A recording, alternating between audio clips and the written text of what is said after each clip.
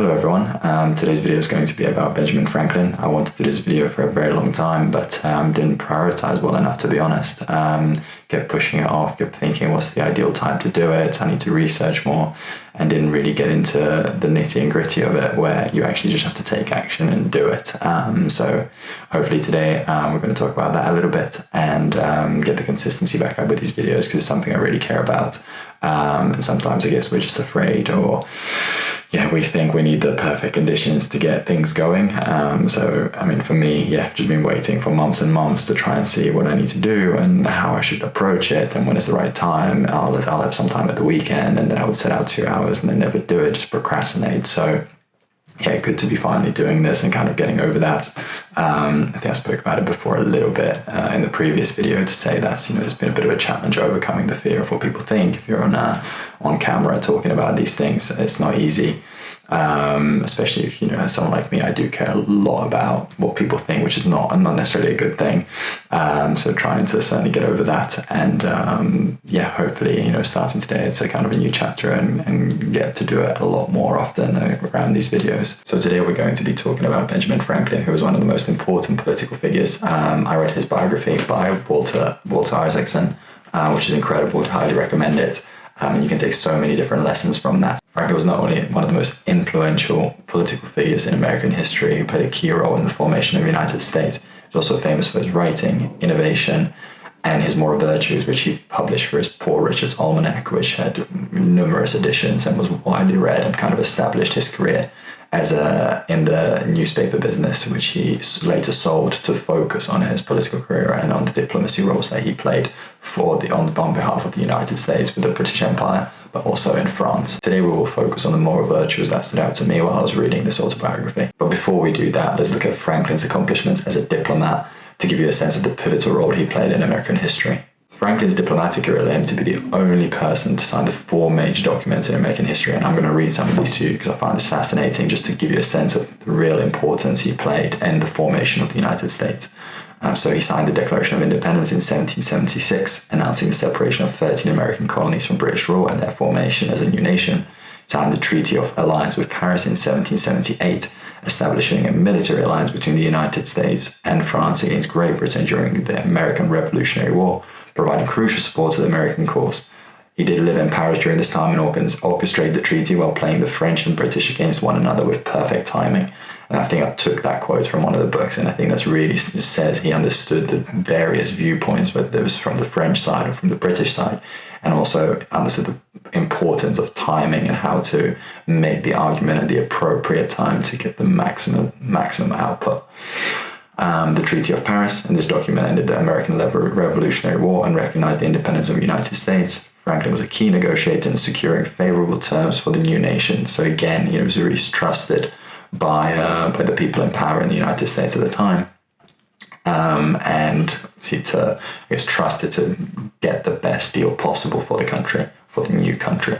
And then the United States Constitution in 1787, which established the framework of the federal government of the United States and is the supreme law of the land. Franklin was once an instrument in the Constitutional Convention.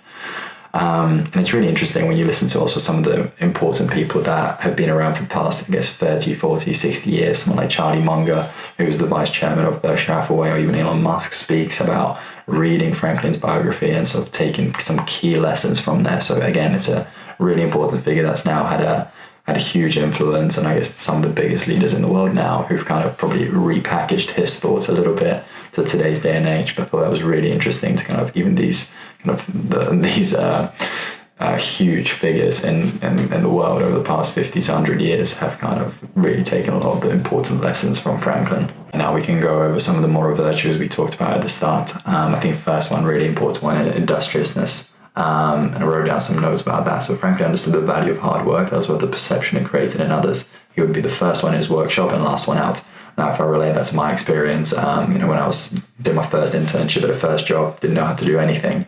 But the important was, at least what I can show is that I'm willing to work hard and willing to be there. And I think that's been lost a little bit in today's day and age. I think people kind of go to work at 9, go to 5 and leave at 5, which is fine. But again, it depends on the outcomes that you want. If you really want to be one of these really type A personalities, driven and successful people, think that's just a very good way to kind of build up your reputation from the start, that people know that you're willing to go the extra mile to deliver whatever it is that they've tasked you to do.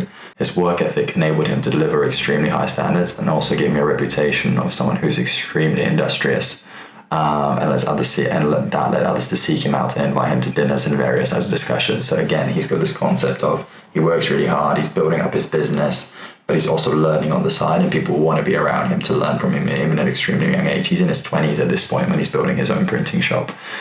So this is someone, obviously, I think through a theme throughout his life has been, right, I'm not just interested in one thing. Yes, I work hard, I'm trying to build a business, but I'm learning about politics, philosophy, economics. He was obviously an innovator, and he was interested in biology and science, and did various experiments throughout his life.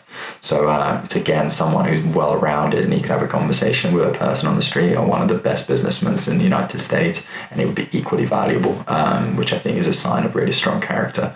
You can interact with multiple people, and it's a really useful skill. This bit I thought summed him up really well, which is taken from the book. So one of Franklin's acquaintance, Dr. Baird, said of Franklin, "For the industry of Franklin is superior to anything I ever saw of the kind. I see him still at work when I go home from club, and he's at work again from before his neighbors are out of bed." So again, you have someone who works extremely hard from the very beginning and believes in the value of hard work. He was a huge proponent of the fact that it doesn't matter where you start in America, it's the land of opportunity, as we all know. And we've heard that saying many times, but really anyone can rise from the low or middle class right to the top. And he worked really hard to do that. And obviously, as we said, became one of the most important political figures in United States history. The next virtue I thought that was really interesting, and one that I'm certainly not very good at, is frugality. So not only was he industrious, but he was also extremely frugal. And I actually had to Google the definition of that is, and it's basically someone who's very conscious of how much they spend, and making sure that his outgoings essentially doesn't outweigh his income. So I think that was really interesting. Again, for someone at such a young age, was like, right, I really want to make sure that I'm not being as foolish as kind of people around me, or what he saw as foolish. So he wasn't going to the pubs, he wasn't drinking. He saw that as a way of like, and save money and reinvest that somewhere else. There was also a point where he would lend money to the people he worked with, and when he was in London, and then charge them interest on the back of that. So he would make more money by not drinking, borrowing money to everyone. That was like a mini bank of himself, which I thought was really interesting. And any money that he would have spared, he'd invest in his own education. So obviously he read religiously throughout his whole life, and just really preached the life of living below his means, which I think is a really important lesson. Obviously we're at the moment living in a world that's extremely expensive, especially I live in London, so that's it's pretty rough out there at the moment. And yeah, even you have a few drinks with your friends, probably 40, 50 pounds right there. So it'd be something, I guess, as an example, I can take that 50 pounds and I can buy 2 books with that, or I can save it and invest into something else later. So that would be very much his way of looking at things, which I think is something trying to keep back of my mind, because again, sometimes at the end of a long week, you can get quite impulsive and just, right, let's go for a drink, or let's go for a nice dinner.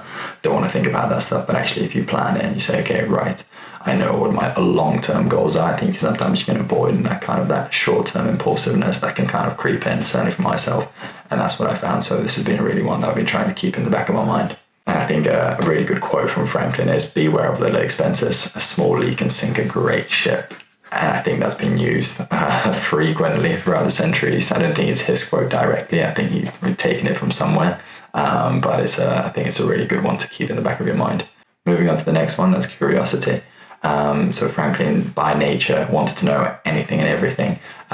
He was really obviously read from a young age, and I think it was to make up for the lack of formal education that we had.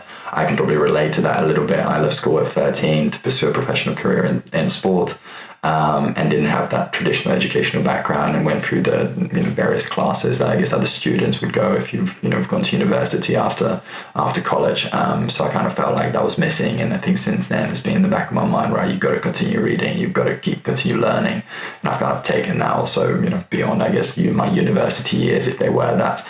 to this day. So try and read as much as possible and continuously learn. Obviously, we live in a world where we have information at our fingertips all the time, whether it's podcasts, whether it's YouTube, or books, if you're going through the traditional way. And I think it's extremely important to do that. So Franklin kind of preached, he read 1 to 2 hours every single day. When he was a child, he would, stay up extremely late. He would borrow a book from a library, read it overnight, and then return it back just to get as much information as possible. And I think it was probably, I certainly feel it, like even when I've applied for positions when I was younger in a job, because I didn't have the formal education, probably did have a bit of a chip on my shoulder, being like, right, well, I'm at a disadvantage to everyone else that has. And that's kind of probably driven me to seek out additional, I guess, personal or individual educational opportunities outside of the traditional system. And I've got this drive to continuously kind of consume knowledge and information, and hence, trying to also rationalize it through these videos, because you don't see the process of making them, but it's probably 25 times that I mess up and haven't kind of structured my thoughts properly to be able to explain them to you very clearly. So again, that's what I'm trying to do, and also when I do get into these discussions, to be a lot more articulate, and hopefully this process helps that as well. But again, he was extremely curious. Wanted to improve every single day. It was one of his moral virtues, so he just wanted to make sure to instill that as well in I guess the generation, the people around him. From an innovation standpoint, I think his curiosity led him to that. He invented a new fireplace and refused to offer the patent, stating, "As we enjoy great advantages from the invention of others, we should be glad of the opportunity to serve others by any invention of ours, and this we should do freely and generously." So again, although he had his business, I think at this point he probably sold it and focused more on the diplomacy side of things and innovation. He didn't believe that every single thing should be for the purpose of money. Thought you should serve the wider good. When obviously his political careers, speaks for itself. He spent huge amounts of time away from his family, whether that was in London or in Paris, to serve his country. And then moving on to the last one, which is moral perfectionism, which again, he knew he would never attain it. He just set out some principles for himself that he tried to reach every single day. And when he first started, he kind of said, right, for the next 2 weeks, I'm going to practice this virtue. For the next 2 weeks, I'm going to do that, and I'm going to get better and better. He even kept a little handbook and marked whenever he thought he failed to do so. One of the things, I think sometimes he could be accused of being quite arrogant. And I think his friends probably told him that a little bit as well. So he would also even just try and, on that side of things, just try and tone it down to, again, develop his character. And although he knew it was inside him, he could also see how sometimes it could be a disadvantage in negotiations and so on. So again, really important for him. And I think that's a really interesting point, is for example, someone like Jordan Peterson would talk about the ideal and you're trying to strive towards it. I think we can all relate to it from our own experience as well, where you probably beat yourself up because you didn't do something you set out to do. Some people, it's at the start of the year going to the gym, and by week 3, like, well, I don't want to go, I'm not doing it again. So again, that would be the example of, right, you set yourself up an ideal or a goal and you're not fulfilling it. That's kind of, right, the gap between that is where we kind of can get sometimes a little bit negative on ourselves and beat ourselves up. So that's kind of what he tried to do, but he saw it as, right, this is what I'm going to try and pursue. And I think there's a really healthy thing about, right, I'm going to try and get there. I know I'm not always going to get there, and that's okay. And I'm going to continue pushing and developing, and hopefully over time that becomes a more natural habit, and I get closer and closer to my ideal. And then maybe the ideal shifts a little bit as well, slightly, as you get more experience through life, right? It doesn't have to be that at 18 it's set, and at 30 you're probably going to have exactly the same ideal of yourself. Don't think that's the case. Certainly hasn't been from my side, but I thought it was a really interesting point. And I mean, they're all available. You could read through them. There's 10 of them, I believe, that he set out for himself, and he kind of focused, had certain parts of the year or of the season focusing on a certain one, depending on how, where he thought he was falling short, which I thought was a really interesting idea. One last takeaway from that is that Franklin goes on to say that although he never reaches perfection, a clear goal with accountability helped him improve across the different dimensions being the different moral virtues that he set out for himself. And then to close off, Franklin was an extraordinary person with multidisciplinary success. Again, he wasn't focused just on one thing. He was very interested through his curiosity across multiple angles. So that's that. We focused on 4 key areas, which was industriousness, frugality, curiosity, and moral perfectionism. I think there are plenty more. I would really encourage you to check out the book and his autobiography as well. He never got to finish it, actually. His autobiography, I think it's only 200 pages, maybe 150 pages, or even Poor Richard's Almanac. It's a really interesting read. So I guess I'll end it there. As I said, the reason I read Franklin was because of Charlie Munger. Charlie Munger had a book come out called Poor Charlie's Almanac, which again is just a series of lectures that he did over the course of time. It's again someone who was interested in various things, and really preached the multidisciplinary approach. That you shouldn't just have one skill and try to approach everything in the same way. You need to be a well-rounded person. And I think he probably took that from Franklin. In fact, Franklin was one of his heroes. So I think that that just tells us someone's kind of continued that tradition. Hopefully, someone else can take that even further along. One of my favorite quotes now, but over Munger's, was, "To a man with a hammer, everything looks like a nail." And I think that kind of summarizes what Franklin and Munger both were edging towards, which is, you can't just be looking at a problem through one lens. If you've got an understanding of mathematics, economics, history, you'll be a lot better equipped to read the market than if you just have an understanding of mathematics, for example. But I think that's certainly what I'm trying to do, and I think a lot of us should kind of look into that, where we shouldn't just focus on one single thing. Yeah, so I'll leave it there. I'm glad I finally did this. I think still we need to structure my thoughts a little bit on the back of this, but it was a really interesting process, even just trying to remember a lot of the things. I read these books probably 8 months ago now, so it just shows you, I've kind of put this off for a very long time. And today, for whatever reason, maybe I'll talk about those reasons at some point. For the last 3 or 4 hours, I've kind of set everything up, made sure that it's working, and we ended up here, which is fantastic. So thank you for watching, and I'll see you soon.